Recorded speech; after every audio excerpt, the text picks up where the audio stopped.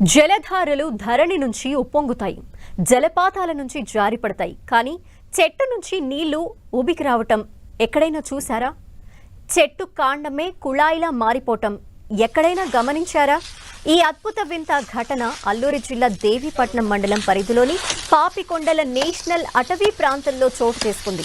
ఒక చెట్టు మొదలు నరుకుతున్న కొద్దీ నీళ్లు ఉప్పొంగి వస్తున్నాయి.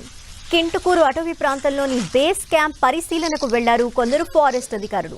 ఓ నల్లమద్ది చెట్టు నుంచి చుక్కలు చుక్కలుగా నీళ్లు రావటం గమనించారు.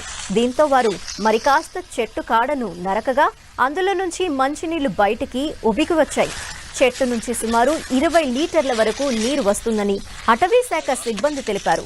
దీనికి సంబంధించిన వీడియో సోషల్ మీడియాలో ఫుల్ వైరల్ అవుతోంది. ఇప్పుడు